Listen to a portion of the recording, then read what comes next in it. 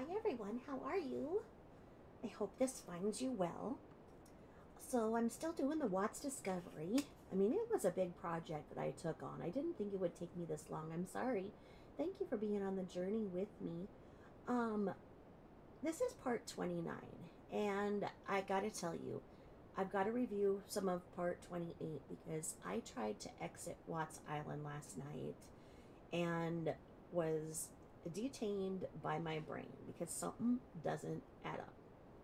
Why is it that Cece tested positive for amphetamines?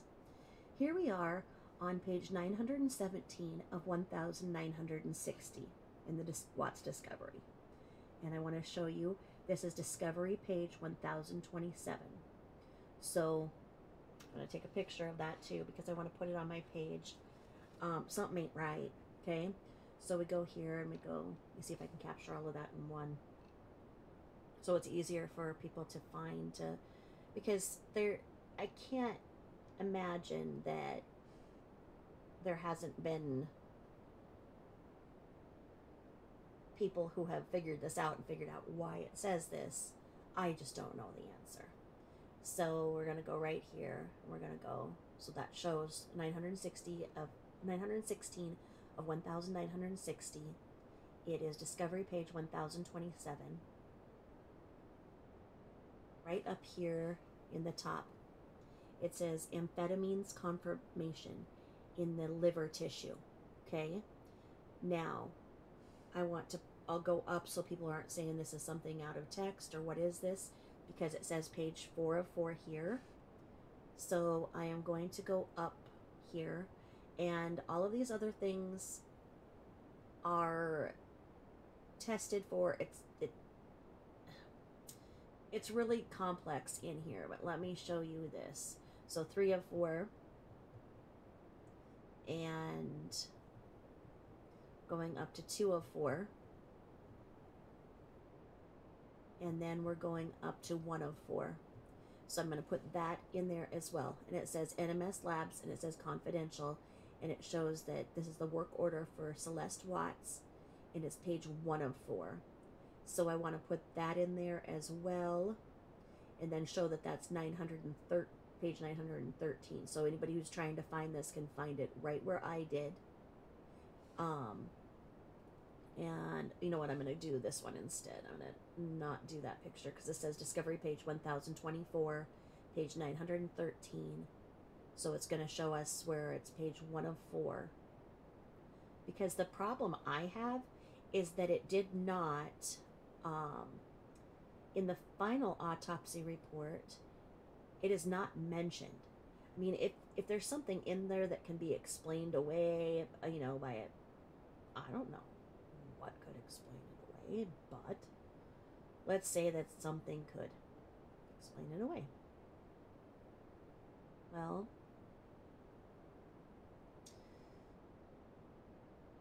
you would think that it would be listed. It's just not mentioned. So if you go through the toxicology of Bella, and she did not test positive for amphetamines. Now, one can argue, anybody who saw the videos of Cece, one could argue she acted like she was on amphetamines. I mean, I know that that's a terrible thing to say, but she had turned 3 years old the month before whatever happened, the month before she died. Okay, so she was 3 years old, barely. There is no reason that a 3-year-old should test positive for amphetamine. Now, the problem that I have with it is that it was found in her liver tissue.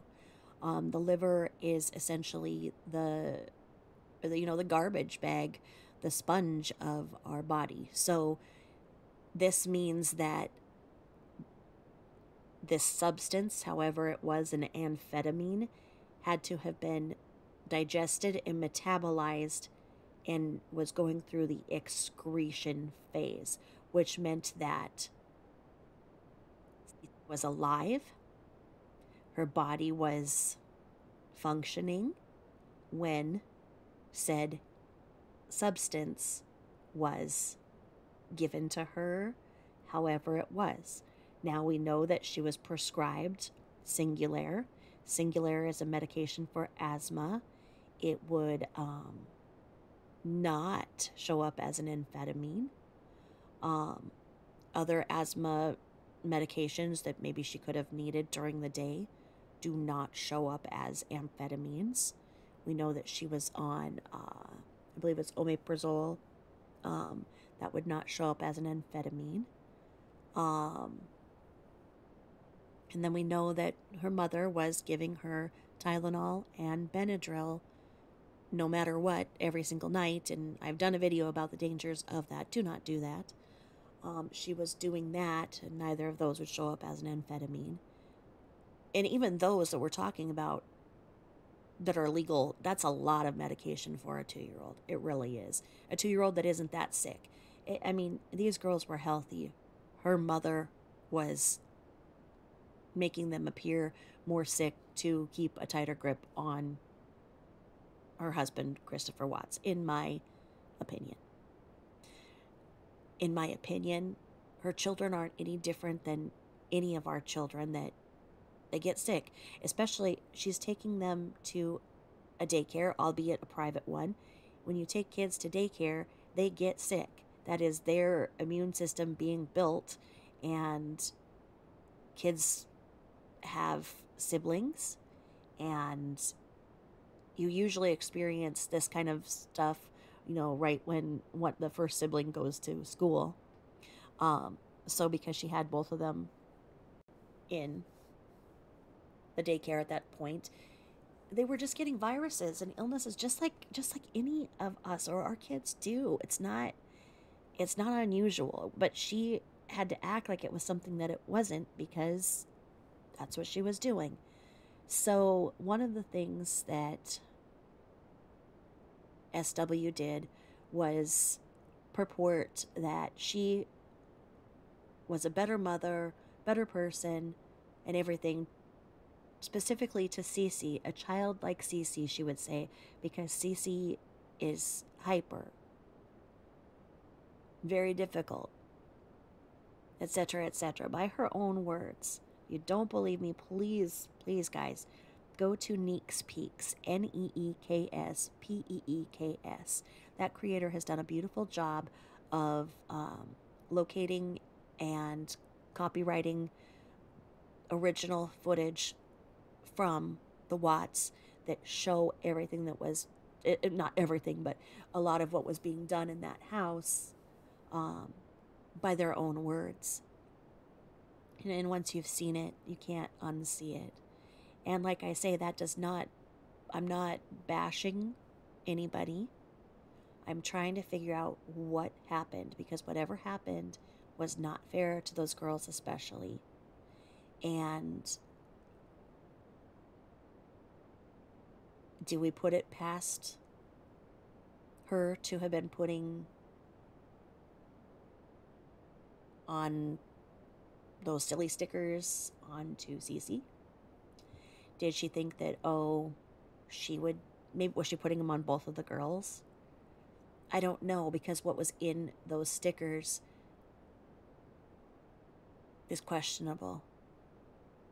How those stickers were changing people and what was in that formula, I've never seen. Would anything in that register as an amphetamine? I don't know. I don't know.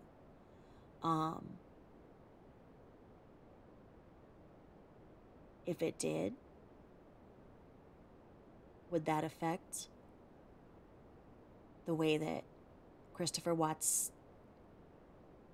fate and sentencing turned out? What did Christopher Watts' toxicology reveal? Was there any toxicology done? why does it state that Cece Watts, a 3-year-old little girl, tested positive for amphetamines? I can't figure it out. I don't know. She also tested positive for ethanol, alcohol, as her mother did. Now, there was a lot of conjecture about why a pregnant woman would rate that high of a blood alcohol level. And those that want to come back and argue and say, oh, that's just part of decomp. Well, okay, because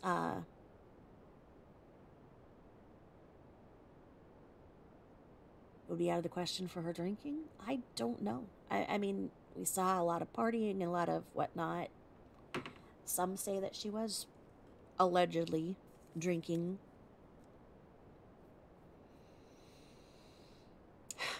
Either way, they dismissed the fact that Shanann Watts had a very concerning level of alcohol in her blood. How do you explain Cece having alcohol in her blood and amphetamines in her system? Bella did not have amphetamines positive in her system. Both girls had a variety of toxins in their blood, in their toxicology, okay? And you have to say that it's basically osmosis, where the chemicals in the oil went into their skin, and that's why. You know, okay, you can explain that out. But why would amphetamine be in Cece and not Bella? And why is alcohol in Shanann and Cece when Shanann was not in the oil tanks? And they had not been unalived and not discovered for an extended period of time. We're talking that they were discovered about 48 hours after they were put into their places of, I don't even want to say the word. Now they have a beautiful memorial that I hear is beautiful. I have not seen, of course. But I just, and maybe this is something that other people have seen and explained, but I don't get it. I mean, it cites it. It specifically puts it out that amphetamine was confirmed as positive. It says that the alcohol was high because they tried to replicate it and then it went too high, so the alcohol means nothing. Oh, okay. Another Tamburglar ruling, I suppose. What would this have meant at trial if Cece Watts' toxicology report came back as positive for amphetamine? What does that say really happened that night? Who was home? Why would somebody have been giving her an upper? Did somebody give her an upper? Did she get into somebody's something? I mean, she got into quite a few things, we know.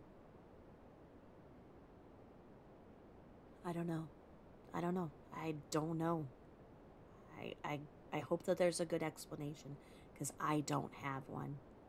So again, I went back here to page 913 and Discovery page 1024. So I went over it, and it's the end of my last recording. And Sorry to backtrack. It's just I cannot get this out of my head. So the toxicology report was issued 9/7/2018. So it was it came back a couple of weeks after the girls had been discovered. Now the positive findings in CC are butanol, ethanol, propanol, acetaldehyde, and ethanol, okay?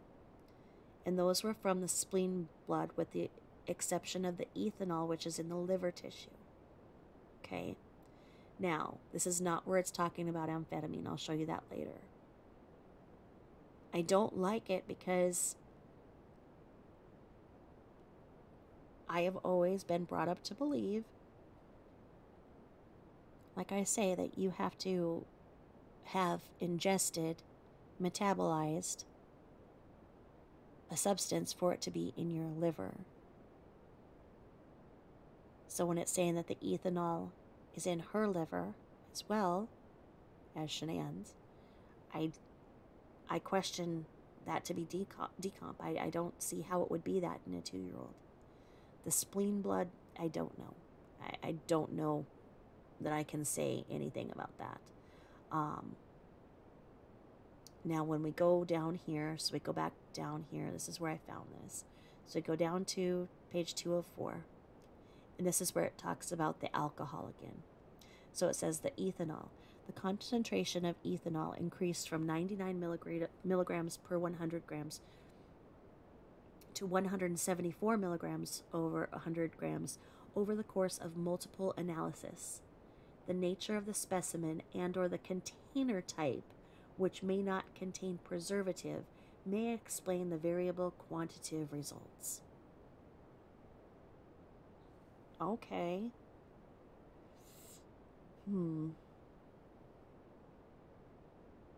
Other ones, I guess. Now,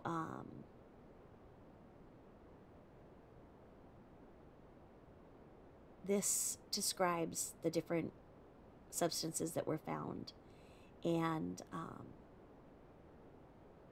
it says again in here that ethanol can be a byproduct of decomposition or degradation of biological samples. Okay. You'd expect to find that in a lot more people then, but okay. So they're all basically saying that those substances were just products of decomp. Okay. Oh, yummy. I'm drinking hot chocolate.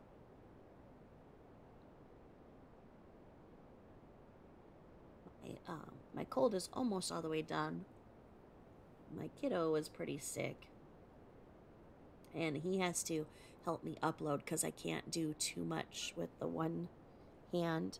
So I apologize for all of the videos coming up at once. 25 through 28, 25, 26, 27, and 28 were all uploaded today, all at once. I was waiting for him to be able to, but he's sicker than we were. My husband was sick for 24 hours, so for him that's serious.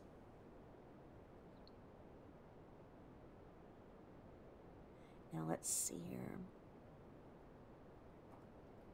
We go down here, and this is just all stuff that I just look through because it's dismissed. If I look at it too much, then I think too much about it. But then I go here to page 4 of 4, on page 916 of 1960, discovery page 1027.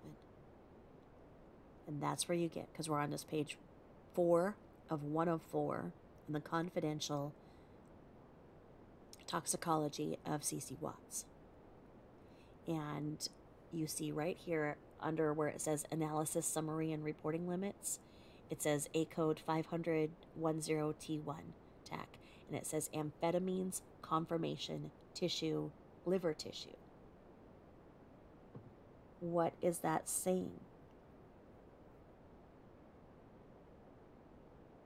It's saying amphetamines were confirmed, right? Or does that not mean that?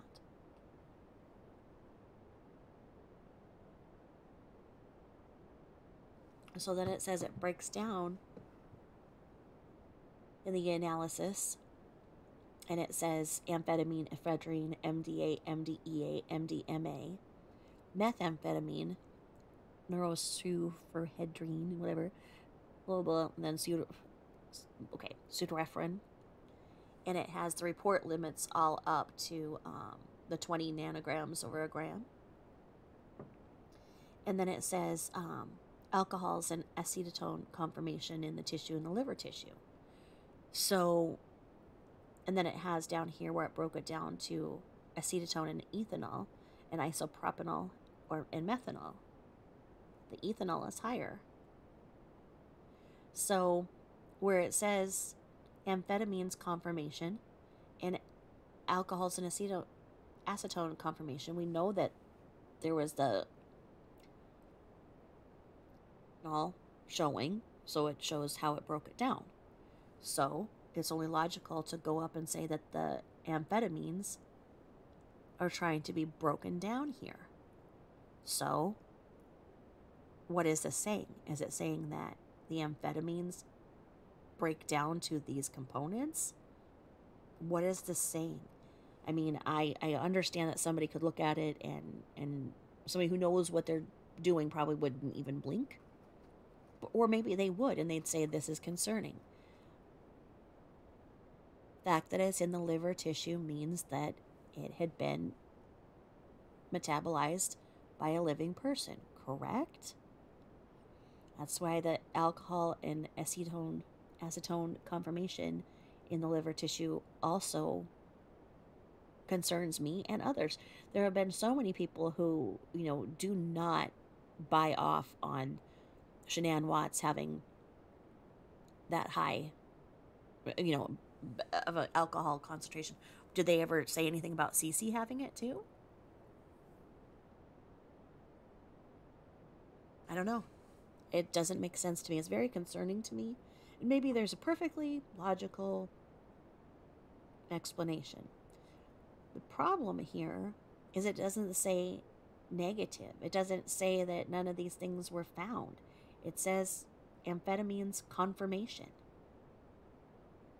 in the liver tissue. Then alcohols and acetone conformation, liver tissue. And then it comes down here and it says postmortem basic tissue forensic of the liver tissue. And it has all of these things down here and it has levels. It doesn't say that any of these things were confirmed, like up above. So I don't know.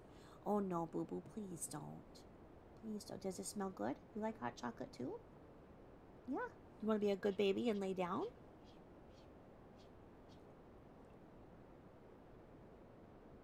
Oh no, please don't walk on a laptop. Oh God, no, please no. Please no, will you just sit there, please? Be nice. Here, how about if you just sit down? Can you sit down? Can you be so nice and sit down? Please. Please, boo-boo. Please. I'll cuddle with you after. Please, boo-boo. Please, let Mama have a little time. He's thinking about it. He really doesn't like, because when I'm doing this and at night, I take off my big old mofo splint. And I just carry around like a Squishmallow. Those are those really squishy stuffed animals. I just carry one because I'm supposed to keep my my shoulder and elbow out at that 30 degrees angle. That's why my splint has the built-in like pillows that go against my body and out, because I'm not allowed to bring my elbow in yet. So I'm holding this Squishmallow. Well, that's against the rules to him because that's something I'm paying attention to. So he'll climb on me while I'm sleeping and holding on to it and try and pick it away from me. And then I'll just move it over and then he'll butt up against it and then lay down on me after he shows me his chocolate starfish. Huh, Boo? Huh? Give Mama kisses. Please let Mama do a little bit of work. Please. And then we'll lay down. Please. Let me kiss. Okay. Sorry, guys. I have to talk Boo out of what he's going to do, because otherwise if he walks on this and it's just all over. He got the calculator app on and I couldn't undo it, so that was part of the delay earlier. But anyway, so this is just interesting to me, something I just really couldn't get out of my head. So last night we went through all of this. When the other thing that just bothered me is that he didn't fill out the diagnosis codes in this like he did in the others, and then it comes out here with his Michael Burson's autopsy report, and he does not say anything about the amphetamine. If it was just a question or something weird, because he commented on the ethanol. So he commented on the ethanol, but not on the amphetamine. I don't get that. And then once again, his thing here is where he says,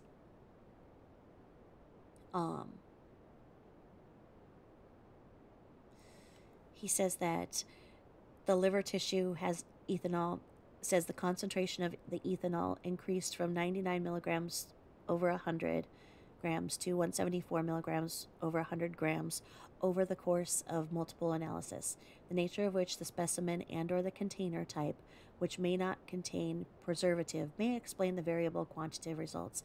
And that's just baloney. I mean, I'm a phlebotomist as well, and so it's like you have certain colored tops that you use for certain labs because of things like this. Certain ones have preservatives, and you draw the right, you put the blood in the right tube for a reason. This is so important. This is the most concerning case that we've had. We've had OJ, we've had JonBenét, and we've had the Watts. You can say that Casey Anthony was up there, but this one, now we have Moscow, but this is in the top 5, and definitely, at the time, you would think that they would, but maybe they thought by not addressing the amphetamine and saying something weird about the alcohol, then we would just all think, oh yeah, well, it was just something screwy with the way that they put the specimens in. Who knows? But those of us who have done, just a little bit of work on the other side, we know that that's baloney.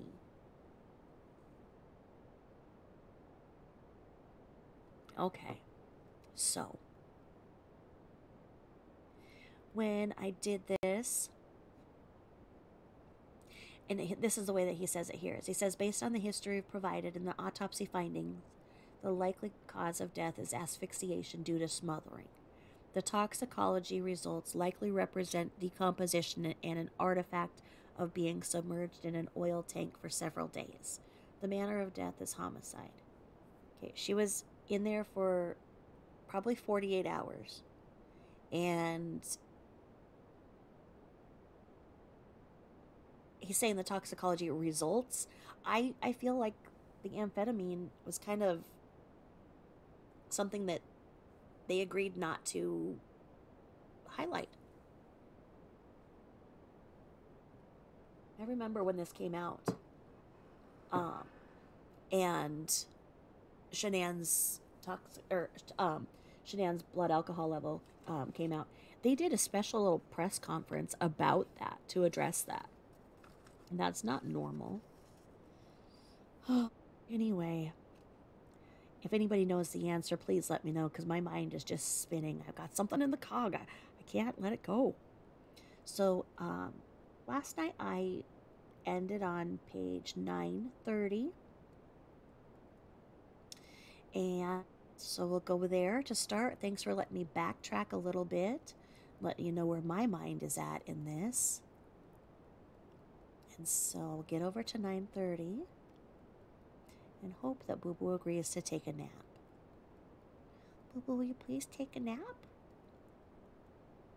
Please? And then Mama will lay down with you. He's looking at me, not really thinking he's going to do it.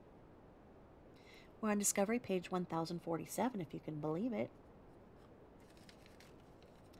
So then, On page 930 was just a blank, so we're going to go to 931, and it's a supplemental report, and it says here that on 9/4/2018, Evidence Supervisor Purcell transferred evidentiary items from the Frederick Police Department to the CBI laboratory located at 6054th Avenue in Arvada for lab testing.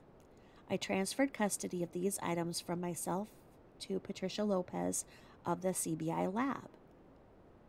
Together, we verified all items submitted, checking both the item number, description, and printed evidence label against the evidence submission form for accuracy. The cover letter requested testing, the evidence submission from listing all items for testing, and the evidence submission receipt have all been added to the case file. Nothing further. Purcell, 1701.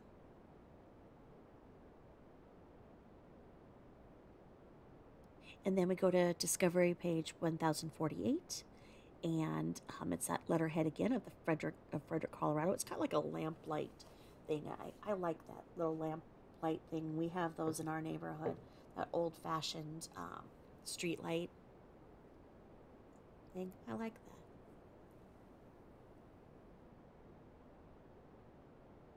I'd be happier if my hot chocolate had marshmallows in it. I put mini marshmallows in it, but they dissolve too fast. So Detective Dave Baumhover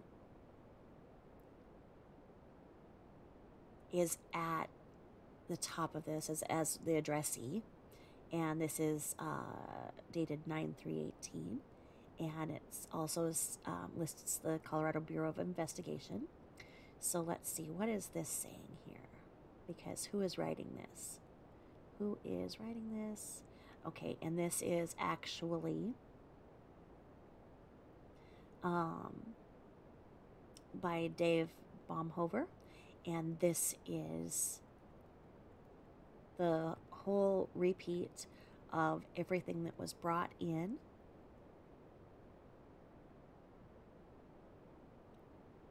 for forensic testing, and that's all been listed before. I'm not going to bore you guys through it.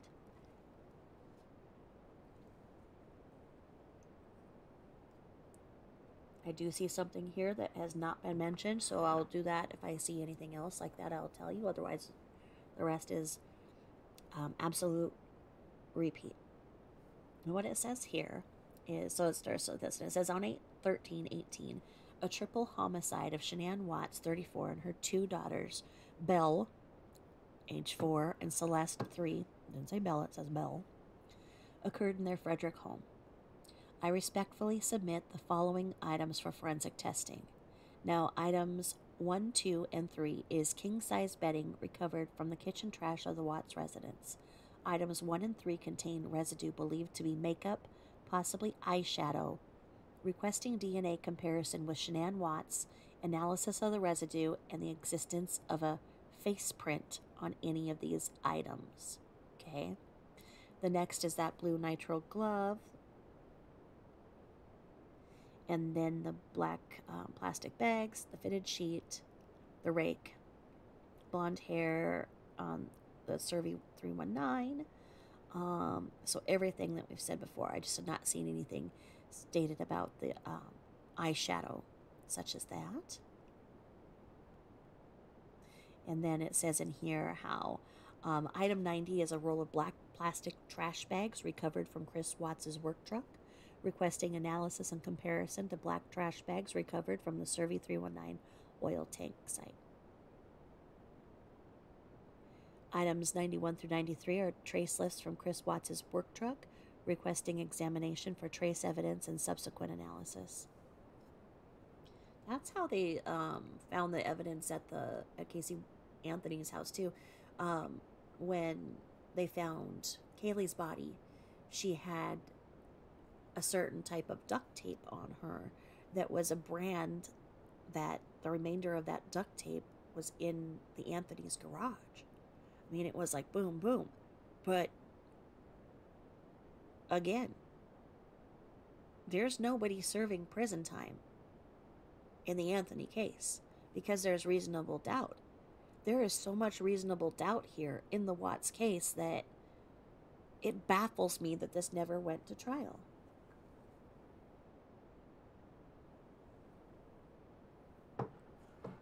Not that it can't someday. The second that he wants to man up and fight, it will. He still can. There is no statute of limitations for him to stand up and fight in the state of Colorado, especially.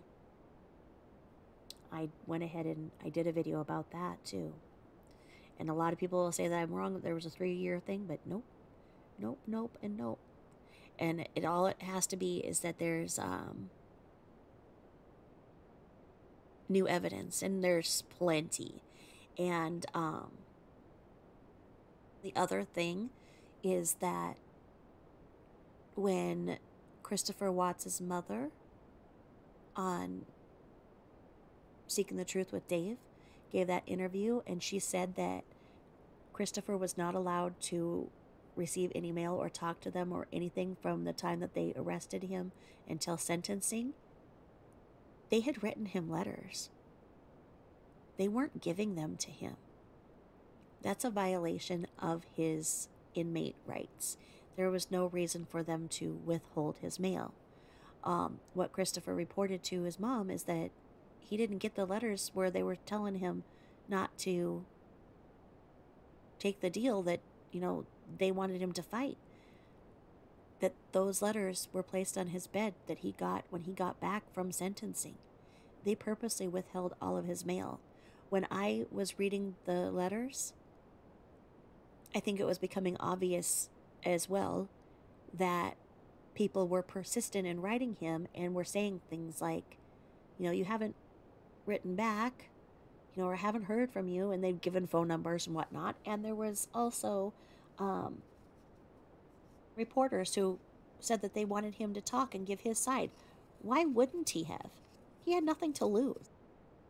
But I think that if he would have gotten out there and started to say his side, that sham deal they gave him would have blown up. What does anybody think of these things? I mean, are you out there just baffled like I am? I mean, everybody should be, because this could happen to any of us. Any of us could be basically railroaded. I mean, something happened. I'm not saying that he's innocent. I don't think that he is innocent. But I don't think that he's the only one. And I do think that there were a lot of other things happening in that house that contributed to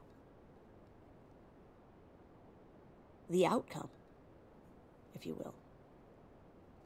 Now, this one is Discovery page 1051, and it is CBI request for laboratory examination, and it is Christopher L. Watts.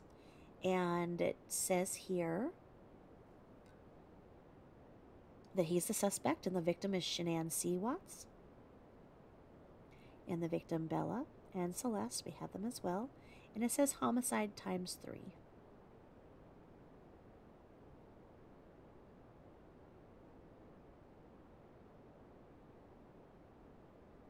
And it's just stating again, the pillowcase, top sheet, black plastic bag, gray and white bed sheet, just there.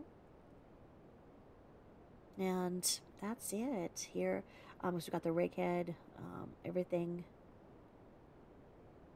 here in evidence.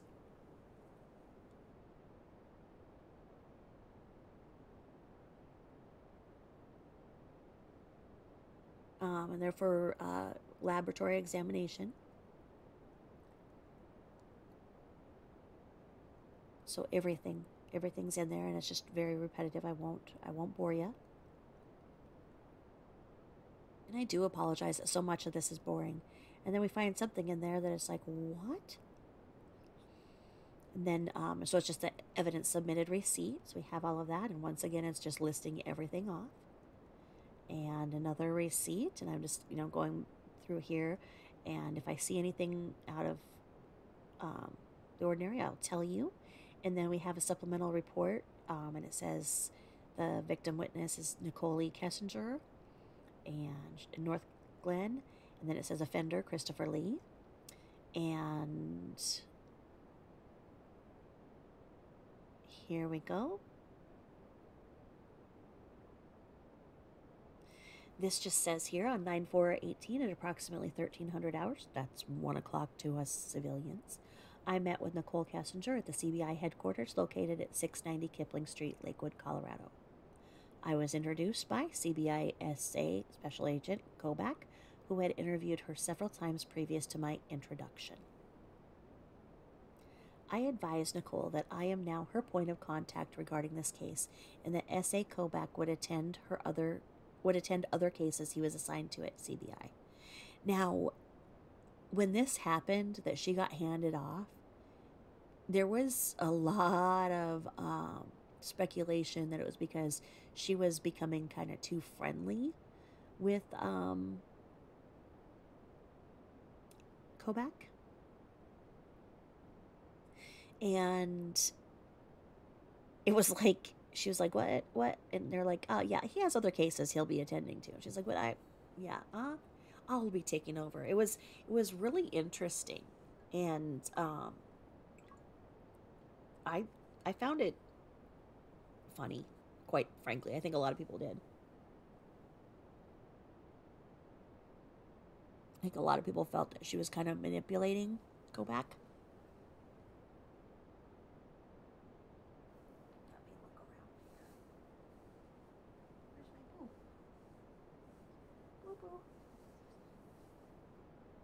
See where he went. Oh no. He could be getting ready to terrorize me at any moment. Or he could go be taking a nap in his bedroom. The guest bedroom has a double bed in there. And he lays on it and he stares out at people like, what? This is my bed. Okay, so Nicole acknowledged this information and presented me a 7-page typed document that she generated containing notes of events she had recalled since her last meeting with S.A. Kobach. The events documented reportedly occurred between 6:25 through 8:13.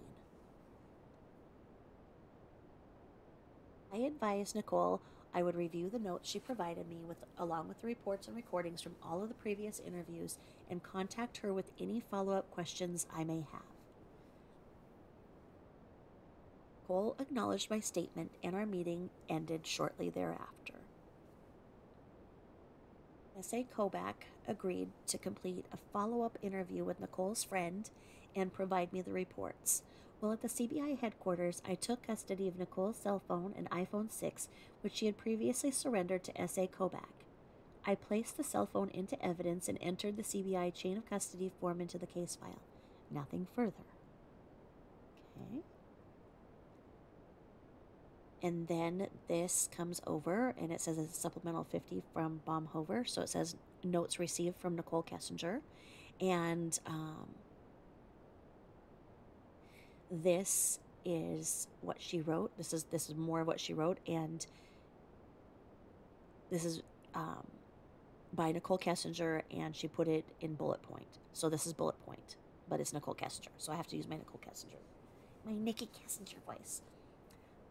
Asked CW when SW had decided to separate, and he told me like late March, early April 2018. I asked if he still lived with her, and he told me yes. Said that was when she was home, he slept in a different bedroom, and when she was gone, he would occasionally sleep in the master bedroom, but not frequently because the bed was uncomfortable. I asked why he had decided to separate from SW. CW told me that SW was bossy. I asked what he meant by bossy. CW responded that she was controlling, said that they really don't argue much though, said that once many years ago he attempted to stand his ground with her, and she told him get out of my house and made him leave for a night. CW said that he tried to avoid arguments ever since then. said that now if him and SW disagreed, she would make a nasty comment to him and he would just ignore them. I asked if she talked like that in front of the kids. He said, yes, my kids started to repeat her words, and that is why I wanted a separation. Asked him what he said to his kids when they repeated SW's words. And CW said he would tell his children that it was not nice to say that to anybody. I asked CW if SW was bossy in front of the kids, in front of his friends. I messed up there. Friends. Should be friends. CW said that SW was all about appearances in all aspects of her life, and that in front of her friends, she was occasionally bossy, but she would turn it into kind of a joke, so it was more discreet. And for an educated woman that she is, she misspelled discreet. She spelled it DISCRETE. No, ma'am. No. It's DISCREET.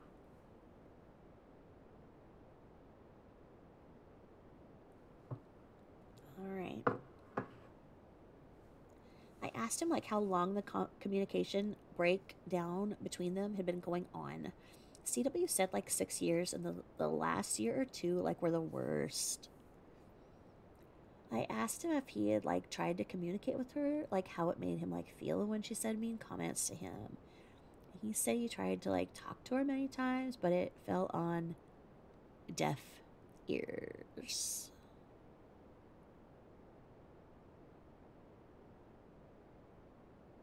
I asked CW if they had attempted to go to counseling to fix their problems, and CW said no. CW then said that some nights he would still currently hang out next to the bed in the master bedroom with her and would try to talk to her or spend time with her till she fell asleep. CW tells me that the other reason he was separated is because SW hated that he liked to work out and eat healthy. Or they decided to separate, SW would get mad at him if he tried to go for a run at night once the kids were in bed. So that SW felt it took away from the time they should be spending together. Now note that when I did my video on the the way that she set up things, saying that it was because of the book that she read, where she wanted all of this extra time, that she put the kids to bed at 6:30 p.m. so that she could have extra time with him and husband time and their date night time and watching shows together and all this time together with time with her. And look at, he suggested that maybe he could go take a run or something inside. She's like, no, that's our time. And I think it's funny. But then she wanted him to work out because it worked for her to try and sell the silly stickers, because she could say that, oh, by these stickers alone, you could look like this, because then it'll give you the energy to work out, and then you'll look like this. But it's no. It takes dedication and discipline to end up looking like he did.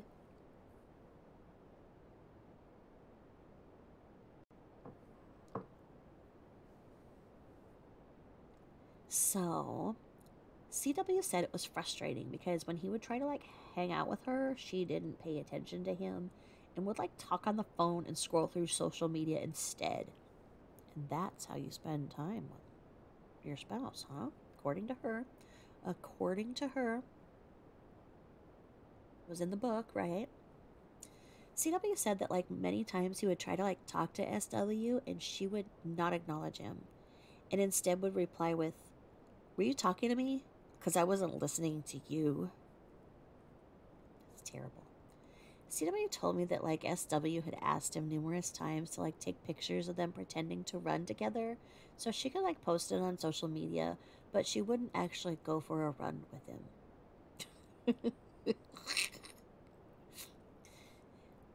He started waking up early to lift weights because it was something he did every day, and he didn't want his routine to like interfere with his time with his kiddos. How cute.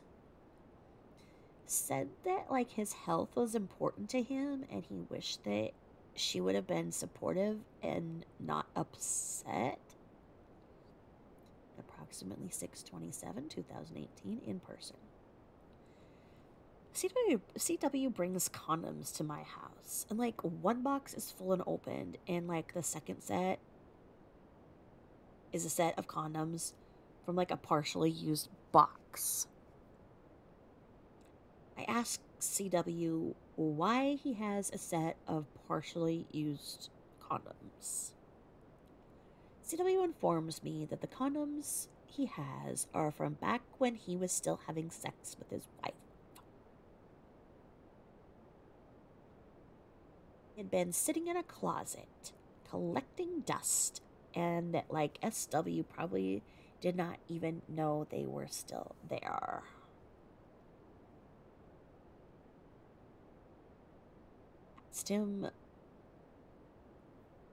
Asked why him and SW used to use condoms. And like CW informed me that SW didn't like to get messy. I was like curious, so I looked up the expiration date on the condoms and noted that the unopened set expired in late 2022 and the opened set expired in early 2023. So, note to everybody out there, those rubbers would be expired right about now in the open set. I looked up the lifespan of an unopened condom and discovered it is approximately 5 years. Right on point. Based on my research, I assumed that these condoms were manufactured in late 2017 and early 2018. So yeah, she could have seen how many were in there still to see how many times they'd bopped. On or shortly after 7/4/2018, in person, I complimented his home as being very beautiful. CW said that he had always wanted a smaller ranch style home. CW said that SW insisted on the big house because she liked to throw parties and make it look like they had everything. I asked him what type of parties he was referring to, and CW just shook his head left to right and said, just expensive parties.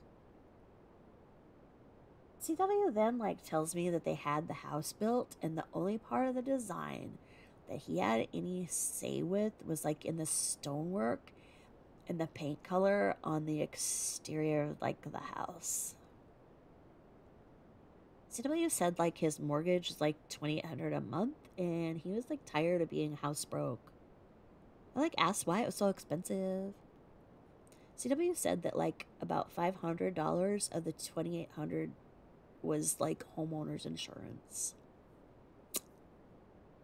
Ooh, that's a good point of interest, because if they were still paying homeowners insurance, that meant that they didn't have 20% in equity. Because once you have 20% in equity, you can take that off to lower your house payment. And that's why now lenders have you come in with 25% down, unless you're a veteran and you qualify for the Veterans Home Loan Program. And then she goes on to say that she went to his house to drop him off after we visited the Shelby Mustang Museum in Boulder. And while at his house, I felt uncomfortable, as if I did not belong there. He had built a beautiful life, and it made me think that there was still a chance for him to fix things with his wife. I told him that I didn't think it was fair to SW or to me that he was trying to live two lives by being in a relationship with both of us at the same time. said that I think he either like needs to like fix things with her and let me go. He needed to like move forwards towards trying to fix and to like finalize his divorce. She's got a point. She's got a point.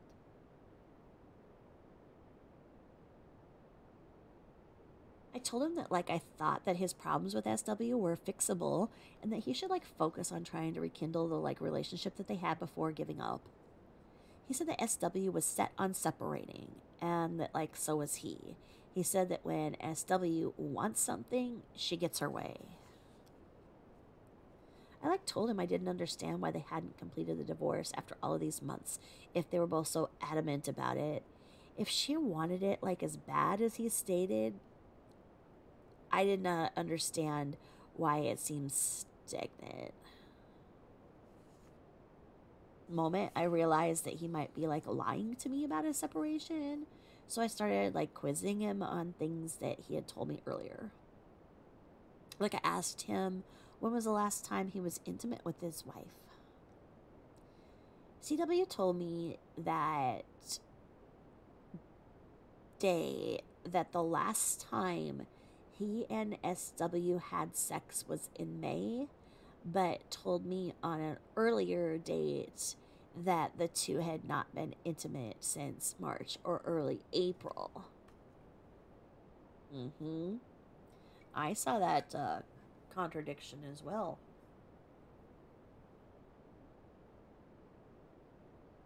I guess W tried to bop him so that she could make sure and make him think that he was the daddy of the current pregnancy.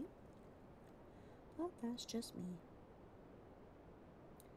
I like asked CW if he used like protection when he slept with her because he stated on an earlier like date that he used condoms when they like had sex. He told me that he had not used protection. I think that was his little way of getting ready to kind of understand that she was going to find out that there were not just 2 kids that she was going to be the stepmommy to. There was going to be 3. Surprise! I like asked him if he was lying about his separation, and he said no. I like asked him if he was actively trying to have a child with SW since they had unprotected sex. He said no. Okay, that would have been a good intro, but he's probably really afraid.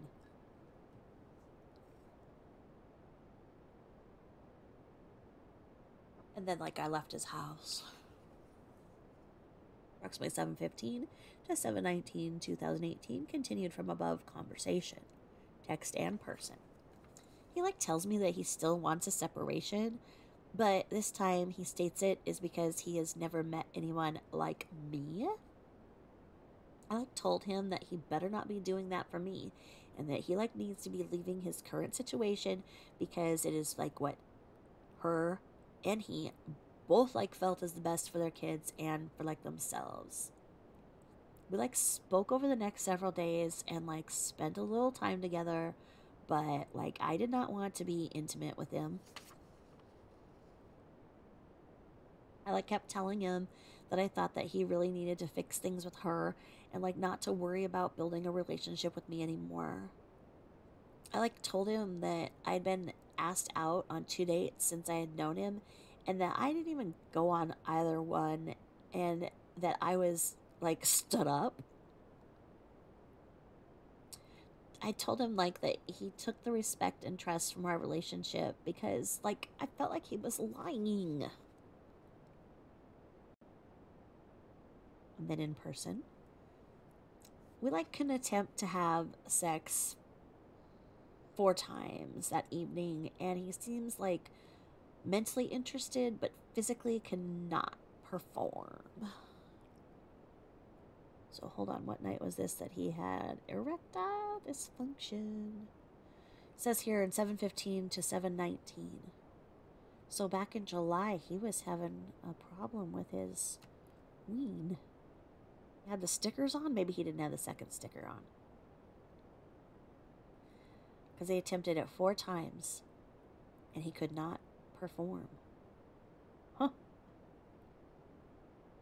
I like asked him what the problem was several times, and he kept telling me that nothing was wrong. I like told him that he was quiet that day, and like it seemed like he had something on like his mind. I like asked him if what was bothering him had to do with the conversation that occurred the previous weekend. And he said yes. He told me that like initially he was mad that I'd been asked out on dates, but then like felt that like he could not be mad because that would make him like a hypocrite. And like said what was really bothering him was that like I kept asking him to try and fix things with SW. I mean, let's think about it. He doesn't want to fix things with her. He found a new mommy. CW told me that like he would attempt to fix things with her when like he was in North Carolina, and that he didn't want to talk about it anymore while he was at home. Like, sex from then on and the rest of the relationship was greatly reduced from 3 to 4 times daily to 1 or maybe 2 times, and it was not an intimate when it occurred. Like, the sex no longer happened every day we hung out, but still was very frequent. Okay, I'd note here. He was bopping her 3 to 4 times daily too. So generally he can do the 4 times. Generally he can do the quad thing a day. So basically the whole time she was in North Carolina, he'd go to work, bop her 4 times, 3 to 4 times a day. Good Lord. And then FaceTime the kids and work out. Well, he liked that time, I think. Conversation while CW was in North Carolina. Okay, so, well, he's in Carolina. Okay.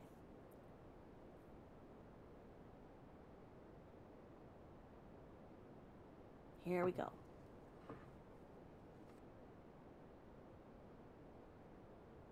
CW tells me that he had a conversation with his buddy Mark, who lives in San Diego, and says that Mark informed him that many years ago he believes that SW was responsible for a large amount of money that was embezzled from a company that SW and Mark both worked for at the time, but the company was never able to prove who did it.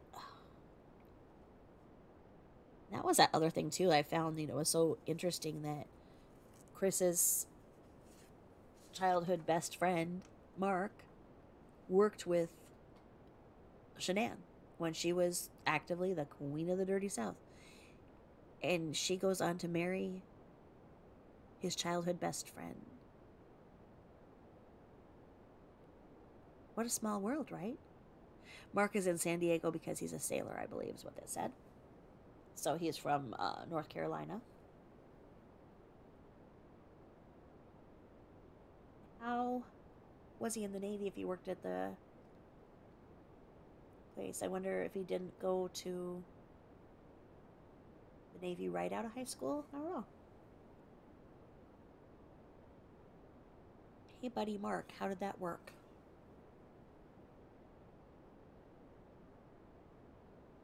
Just gotta ask you a question, buddy Mark. Let's see.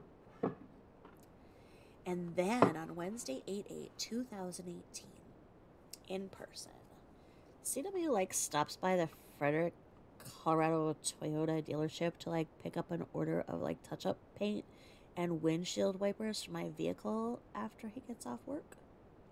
Ooh, how would he pay for that? Huh? I pre-ordered the paint several weeks earlier. Okay, so she paid for the paint. I wonder if she paid for the wipers too. And he brings them to my house sometime between 3 and 4:30 p.m. that day. Then Saturday, 8/11/18, in person. CW told me he didn't have any extra money for a deposit on an apartment. Which is true. I told him that apartments nowadays were so expensive for rent that the damage deposits have to be fairly cheap because otherwise people can't afford move-in costs. He like said that every time he got paid, he just watched his bank account dwindle down. He like said he wished that he had a way to prevent his disposable income from being spent. He don't have any disposable income. I like told him that it's possible to like divide paychecks into multiple bank accounts, but if like he considered doing that, he would like need to make sure that he was responsible and that like his mortgage and kids and his standard monthly like bills were covered first. And then told him that like if SW ever wanted like child support, he would still be required by like law to show proof of like that income, even if it was in like a second account. And I suggested that like if he decided to do that, like perhaps just contribute a small amount that wouldn't impact his current like living situation, but would give him a cushion for like the first month's bills when like he transitioned to like an apartment, but that was his discretion. And the poor man probably just sat there and nodded because he knew there was no hope. There was no getting out of that financially. There was no putting anything of anything that he had in different accounts. She knew exactly how much money he was bringing in, and she spent every single penny of it. Every single penny of it. He was hopeless and he was desperate. Monday, 8/13/2018. Text or phone. Suggested like the bank account like idea again after he like told me that he thought that like SW was gone for the night at a friend's house. Asked him like any money was missing from their bank account, and CW said no. And then CW like told me he opened up like a second bank account so he could start saving for like an apartment on 8/14, so the next day. And then Monday, 8/13/2018. So back to Monday. So the Tuesday thing came out that Tuesday it says that, you know, he opened up the second bank account. So I mean, ooh, that's, you know, that's a damning thing towards him being guilty, because the very next day he opened up another bank account, obviously knowing she wasn't coming home. But now it goes back to Monday. So I don't know why the other thing wasn't there, but here it goes here. Because CW like informs me that his family is like gone and asks me to like call him when I have like a chance. When like I called CW, he informed me that like the cops were at his house and that he would need to like call me back. I was like unaware that his wife had missed a doctor's appointment, or that like his kids missed school that day, or that her friend had tried to contact her and like couldn't, or that like he had tried to call her and like didn't get a response, or that her friend had stopped by the house earlier to like check on her. I asked him why the cops were there. Like, and he like informed me that like SW's friend Nicole had called them. And then he like says that the media are arriving, and like I was confused and like asked him why they were there. And like he tells me that Nicole called the media. Nicole did not call the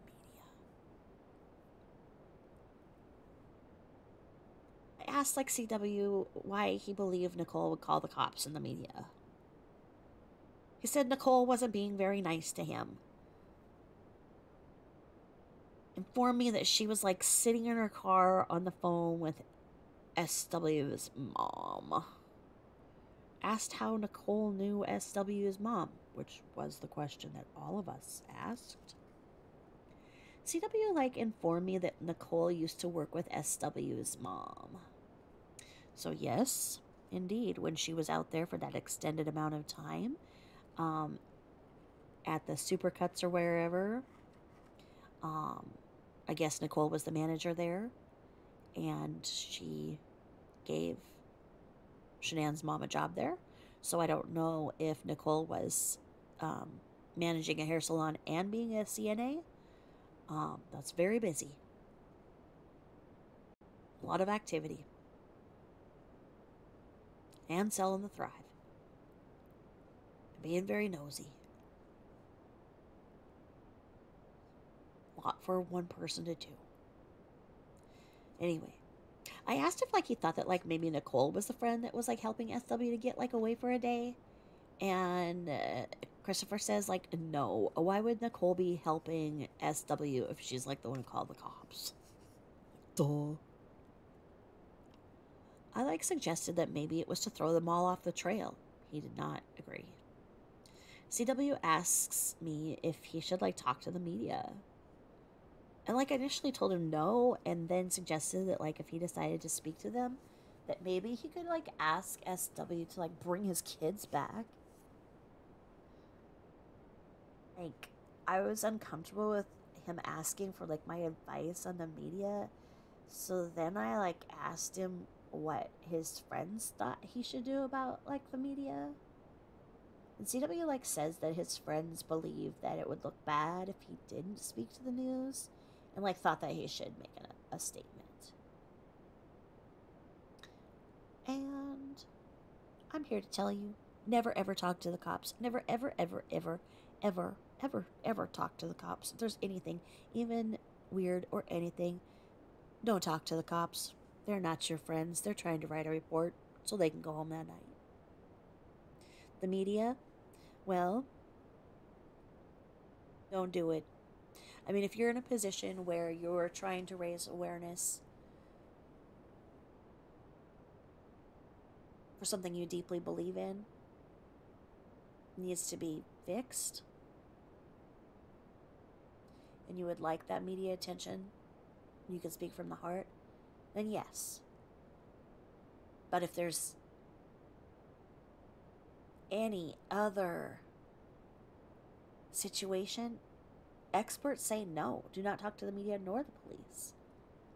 I agree that it looks more suspicious because you think of JonBenét Ramsey and how her parents lawyered up right away. But neither of them are in prison, are they?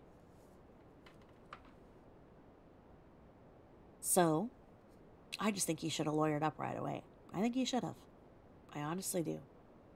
So anyway, I like asked CW if the cops had attempted to like search his friend's house since he believed that SW had gone to like stay with a friend, and he told me no, that like they hadn't.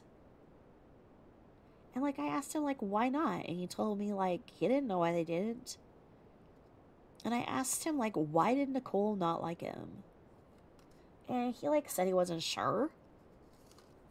And like I asked CW if Nicole was married and like how well he knew Nicole and like her husband. And he informed me that he didn't know her husband hardly at all.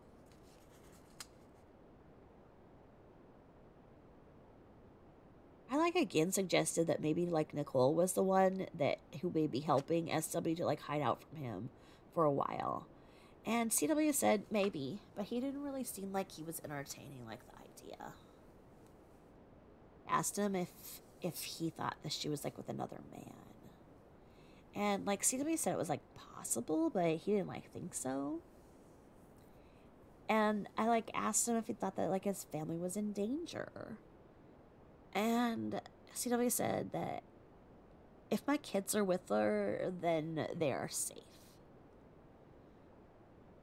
Never said that he was like worried or concerned about his family unless I prompted the question. And then, like, looking back on everything, like, I am so glad that Nicole showed up that day to check on her friend. Ah, yes. The illustrious Fuff. Always right there.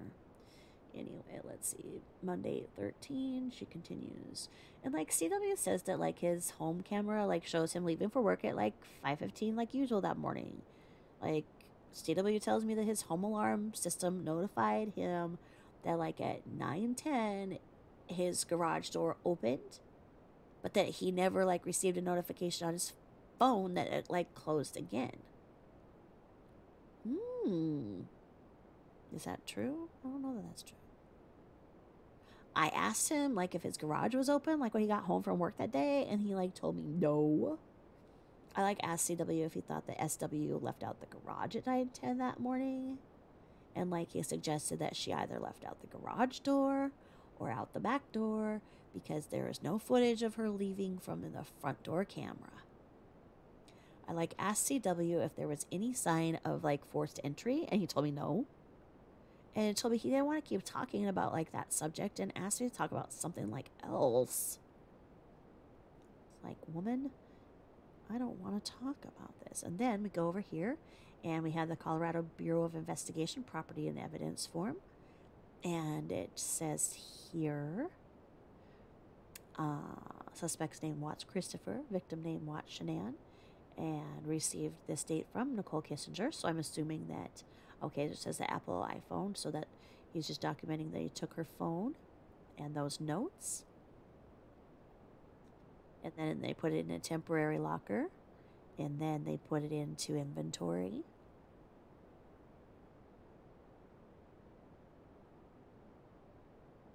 And going down to this. And then we have Samantha Pasley. Okay.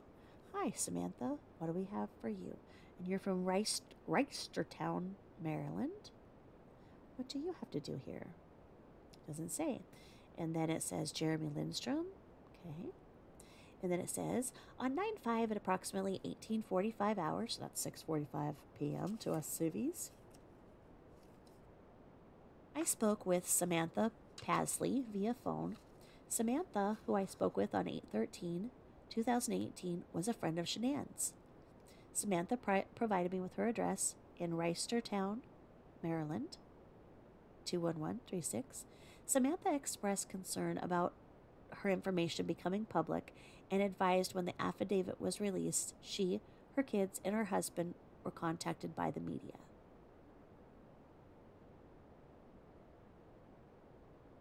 Okay, well, what do you want anybody to do about that, Ms. Pasley? You're just saying? Just saying? I don't know what this leads to. Let's see.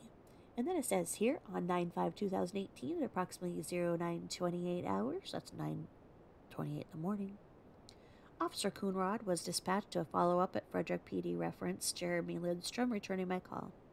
Information on the CAD notes indicated his date of birth was as redacted, with an address of redacted in Erie, Colorado.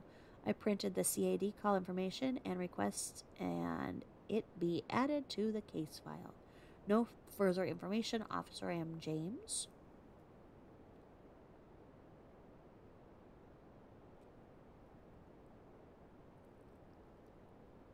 All right. And just handwritten about Samantha Pasley in Reisterstown. Sounds like something like on Rudolph. And what do they have? Oh, they had the Meister. That's what it reminds me of. Okay. And then a CAD call, and it just says Jeremy Lindstrom, returning call, blah, blah, blah, contact if needed. And it's just a little call thing.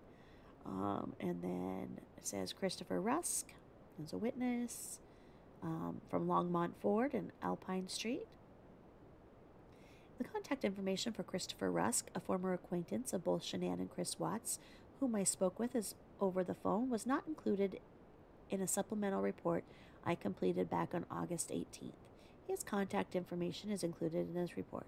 Nothing further at this time. Sergeant Albert, 976 of the Frederick Police Department.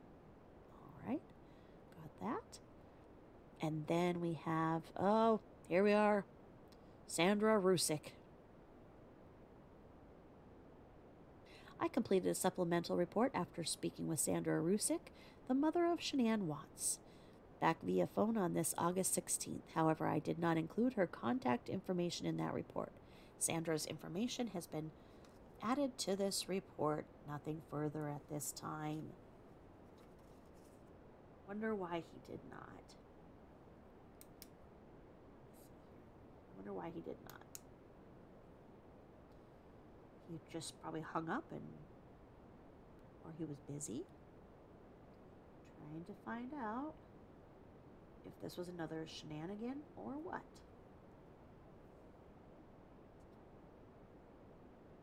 Let's see here. And then supplemental report. After reviewing my report, I noticed that in supplemental report number 13, I stated that I reported for duty on Wednesday, August 16th. The correct date was Wednesday, August 15th. Nothing further. Officer K. Lines. All right, got it, Officer Lines. Now, let's see here. This one is a supplemental report. And let's see what this one says here. It says the following information was documented at the time it was gathered. The date of this report is not indicative of when the investigation occurred. On 8/14 at approximately 05:45, I read an email from Sergeant Banks advising Shanann and the girls were still missing and there were no leads to their whereabouts.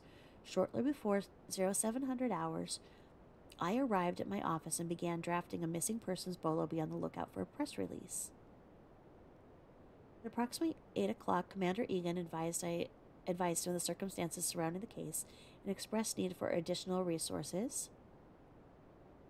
Okay. Hold on. And this is a repeat of the one that we have previously read. It's not word for word, but it's just where they put in there that they did this.